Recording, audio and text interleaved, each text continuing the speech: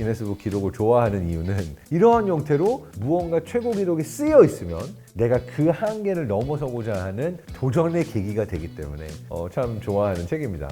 이 기네스북에 나오는 한계를 깨가는 사람들은 대체 무엇을 가져야 한계를 넘어서는 걸까? 많은 경우에 여기까지가 나의 한계야 라고 생각하는 나의 한계는 보통 나의 상상의 한계입니다. 여기까지가 나의 한계야 라고 정해져 있는 어떤 값을 보게 되면은 그 값이 일종의 내 뇌 안에 기준점이 돼서 그 기준점을 기반으로 나의 능력치를 보게 된다는 거예요. 그래서 내 스스로의 능력이 어디에 있는가, 이 앵커를 실제로 나의 실력에 맞출 필요성이 있는데요.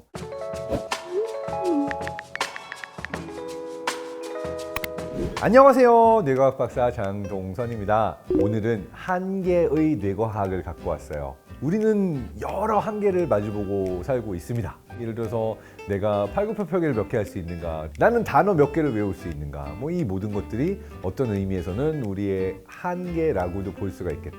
그래서 우리는 늘 말도 안 되게 한계를 깨부수는, 저게 가능한 거야? 라고 하는 이 주제에 관심이 많은데요. 그래서 오늘은 이 인간의 한계를 넘어선 이야기만 다 기록으로 남겨있는 70주년 기념판 기네스 세계 기록입니다. 짜잔! 이 기네스북에 나오는 기록들은 대체 어떻게 한계를 넘어서게 만들어졌는가? 한계를 뛰어넘는 사람의 뇌는 무엇이 다를까? 라고 하는 이야기를 다뤄보고자 합니다.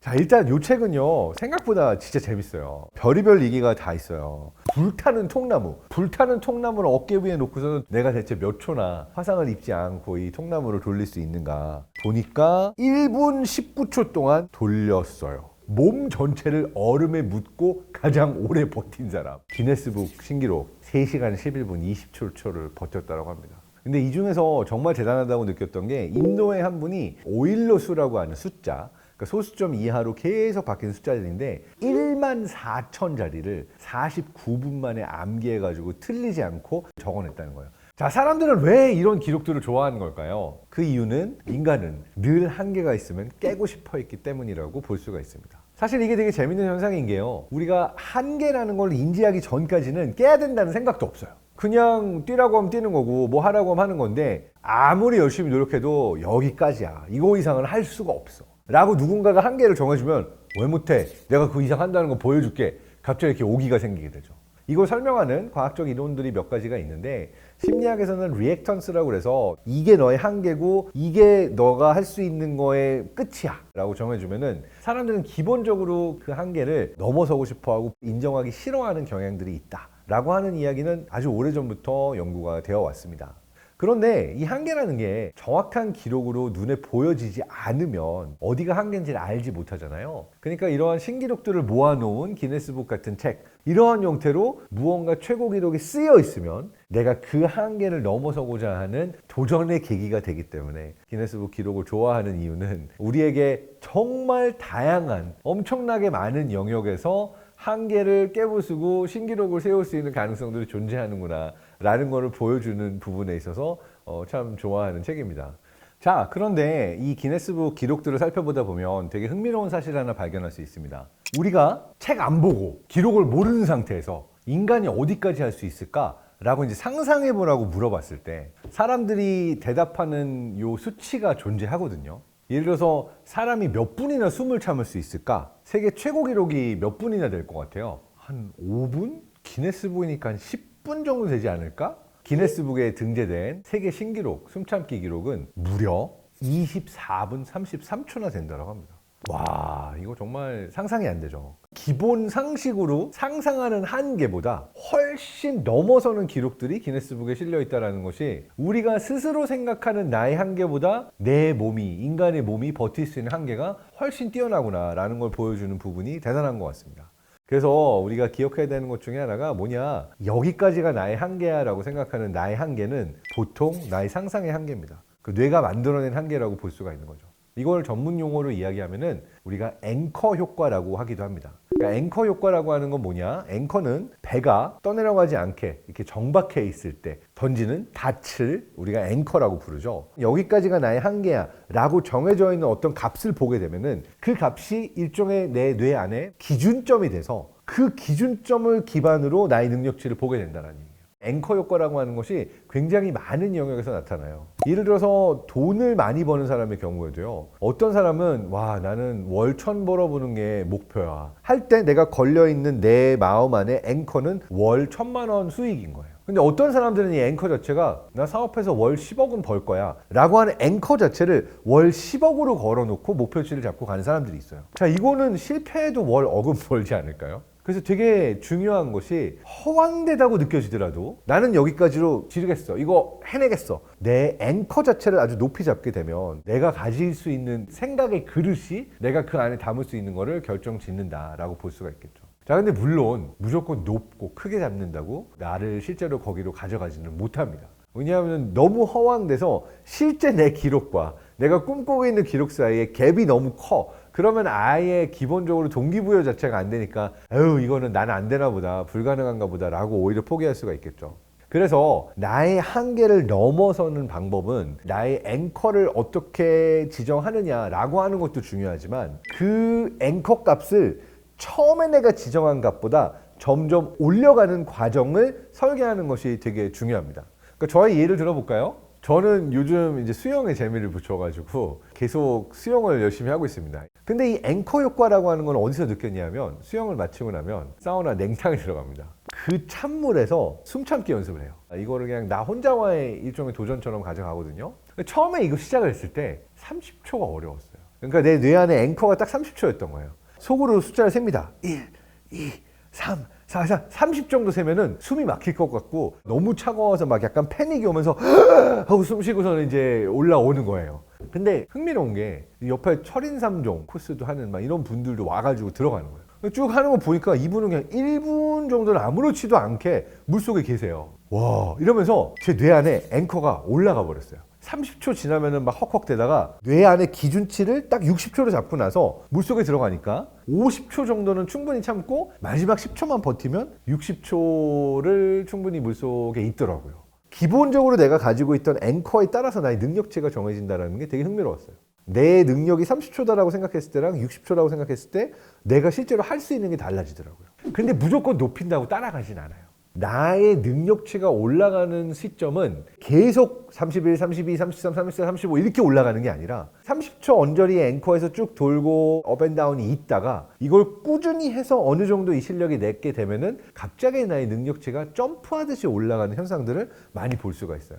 근데 이거는 뭐 운동에서뿐만 아니라 많은 영역에서 그런 것 같아요. 우리가 예를 들어서 다이어트를 할 때도 매일 몇백 그램씩 쭉 빠지는 게 아니라 어느 정도 플라토를 유지하다가 계단식으로 빠지거든요. 결국은 내가 떨어진 기준치를 쭉 유지해가는 것 자체가 능력이라고 볼 수가 있어서 꾸준함을 통해서 연습을 해서 기본값을 맞춰두고 그게 어느 정도 이루어진 상태에서는 내가 앵커 값을 올려버리게 되면 내 능력치가 나의 한계치가 같이 따라 올라가는 재밌는 현상을 볼 수가 있습니다. 정리해보자면 두 가지입니다. 내가 기본적으로 나 스스로에게 부여한 한계치를 너무 낮게 잡지 않고 생각보다 많이 올릴 수 있다라고 하는 것을 알고 있는 게 중요하고요. 꾸준히 내 원래 한계치를 성공적으로 해낸 다음에 이 꾸준함이 쌓이게 되면 갑자기 나의 능력치는 계단식으로 조금씩 업그레이드 되기 시작한다 라고 하는 부분들이 있습니다.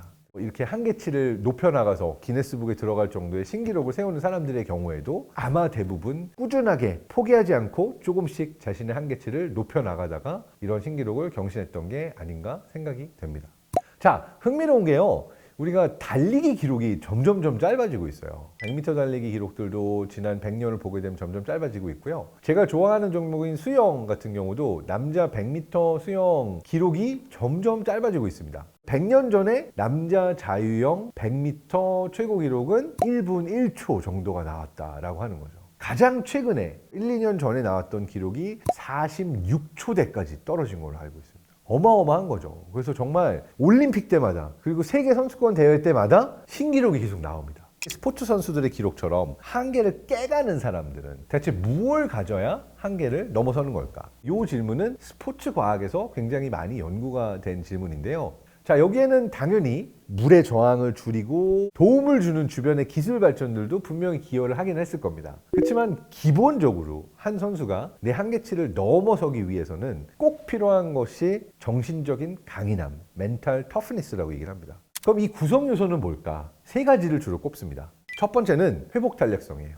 그러니까 어떤 사람들은 실패와 좌절을 겪을 때 많이 꺾이고 상처를 받습니다. 근데 어떤 사람들은 넘어지면 또 일어나고 넘어지면 또 일어나고 그거에 굴하지 않고 계속해서 넘어져도 일어나는 능력, 이거를 우리는 회복 탄력성, resilience라고 부르죠. 그래서 성공하는 선수들의 경우에는 유독 회복 탄력성이 뛰어나다라고 하는 게 첫 번째 조건으로 꼽힙니다.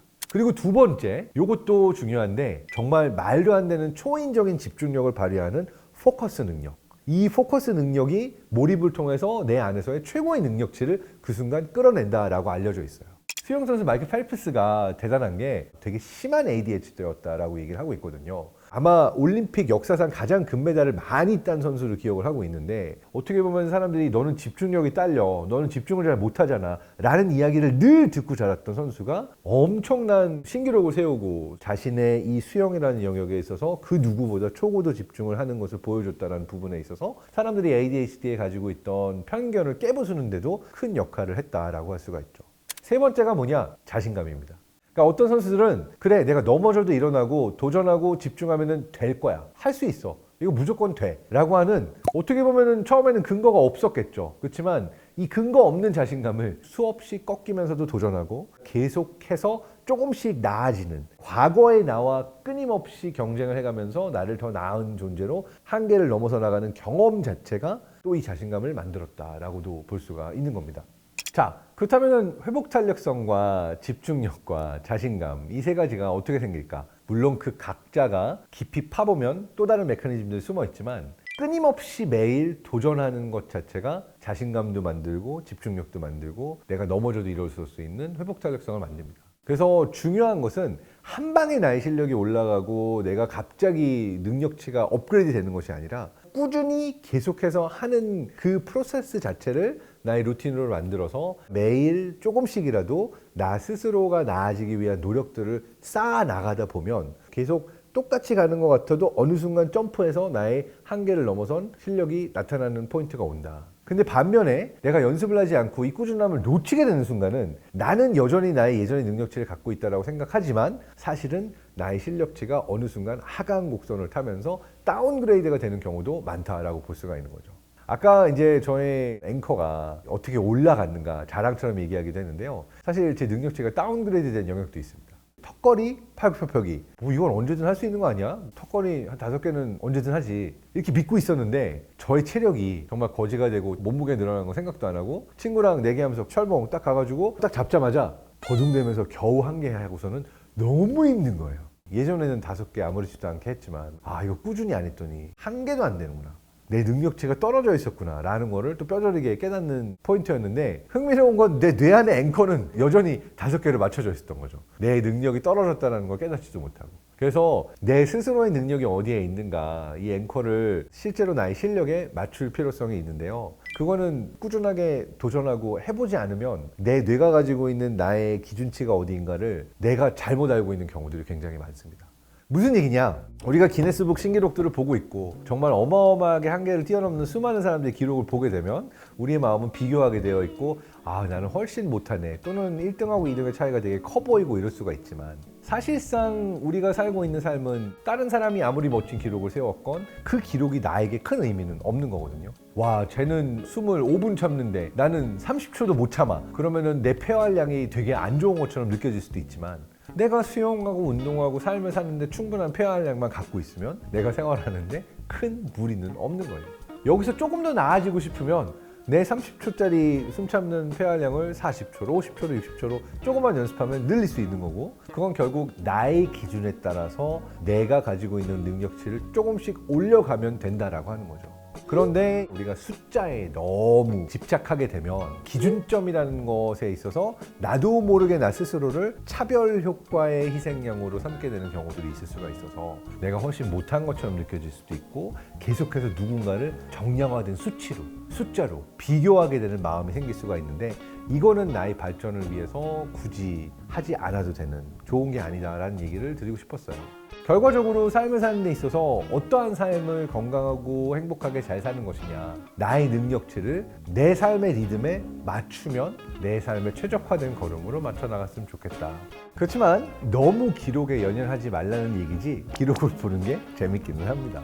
와, 뭐 이런 것도 있구나라고 내 상상의 한계를 넓혀주는 되게 재밌는 이야기들이 많기 때문에 나의 상상을 뛰어넘는 수많은 기록들을 한번 살펴보면서 즐거운 시간을 가져보시는 것도 괜찮을 것 같습니다. 그래서 오늘은 기네스북 관련된 이야기를 다루면서 우리는 우리의 한계를 어떻게 넘어서게 되는가, 한계라는 건 뇌 안에서 어떻게 정의가 되는가, 이 부분을 살펴보았습니다. 다음 시간에도 흥미롭고 여러분의 궁금증을 자극할 수 있는 이야기로 돌아오도록 하겠습니다. Stay curious!